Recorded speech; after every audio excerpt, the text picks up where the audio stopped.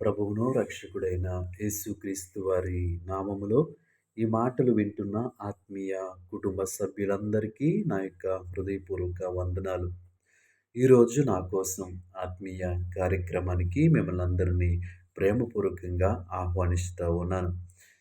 చిన్ని ప్రార్థన. పరిశుద్ధుడా, ప్రేమగల తండ్రి, గొప్ప దేవుడా, నీకు వందనాలు. నీ కృపను బట్టి, నీ కనికరాన్ని బట్టి నీ స్తోత్రాలు. ఈ సమయంలో నీ మాటలు ధ్యానించుచుండగా మా అందరితో నీ వాక్యం ద్వారా మాట్లాడమని యేసు నామములో అడుగుచున్నాము తండ్రి. ఆమేన్. ఈరోజు దేవుని వాక్యము లూకా సువార్త 4వ అధ్యాయము 22వ వచనము. ఆయన నోట నుండి వచ్చిన దయగల మాటలకాశ్చర్యపడి. ఈ వాక్య భాగాన్ని మనము పరిశీలన చేస్తున్నట్లయితే ఆయన, ఆయన ఎవరు అంటే ప్రభువైనటువంటి యేసుక్రీస్తు. మన ప్రభువు, మన రక్షకుడు అయినటువంటి క్రీస్తు ఆయన నోట నుండి వచ్చిన దయగల మాట.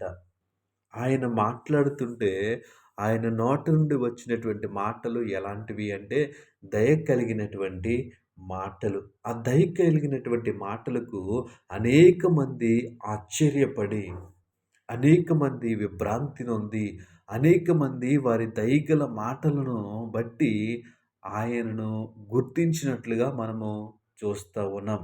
అయితే ఈ వాక్యం వింటున్న మనము, దేవుని అంగీకరించినటువంటి మనము, మన నోట నుండి వచ్చేటువంటి మాట ఏ విధంగా ఉంది ఒకసారి పరిశీలన చేసుకుందాం. ఈ లోకంలో జీవిస్తున్నటువంటి మనము అనేక సార్లు అనేక మాటలు మాట్లాడుతూ ఉంటాం. అయితే మన నోట నుండి వచ్చేటువంటి మాట కొరకు ఎవరైనా ఆసక్తితో ఎదురు చూస్తూ ఉన్నారా?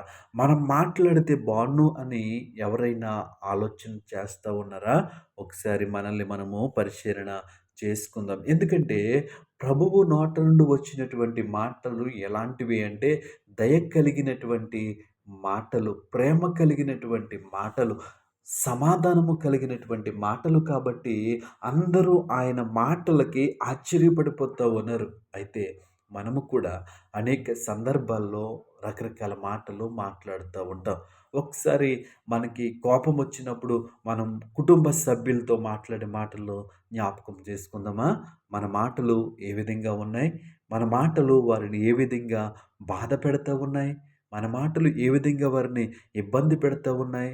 ఒకసారి ఆలోచన చేసినట్లయితే చిన్ని చిన్ని విషయాలకు పెద్ద పెద్ద మాటలు మాట్లాడుతూ ఉంటాం.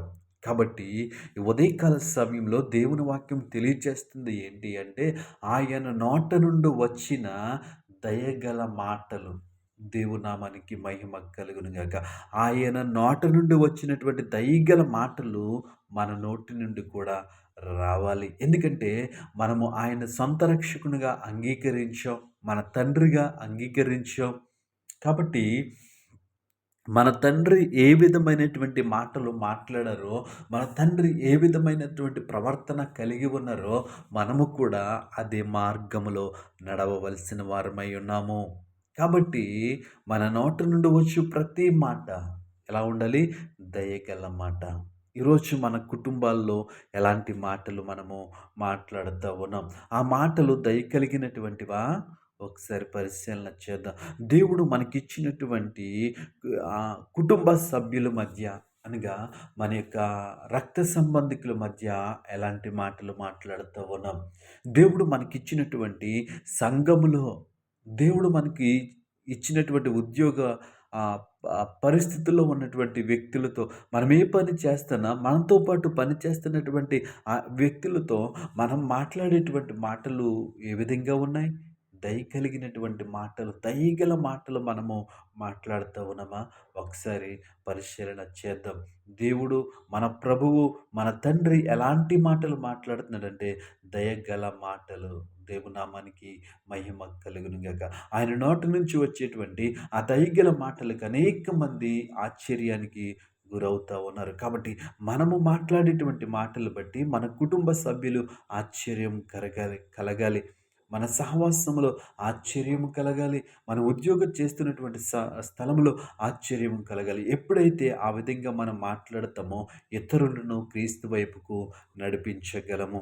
కాబట్టి మనమందరము మాట్లాడేటువంటి మాటలు ఏ విధంగా ఉండాలంటే, దయ కలిగినటువంటి మాటల కింద ఉండాలి. ఎప్పుడైతే దయ కలిగినటువంటి మాటలు మనం మాట్లాడతామో, ఇతరులను మనము దేవుని వైపుకి ఆకర్షించగలము. అట్టి కృప దేవుడు మనకి అనుగ్రహించును గాక. ఆమేన్.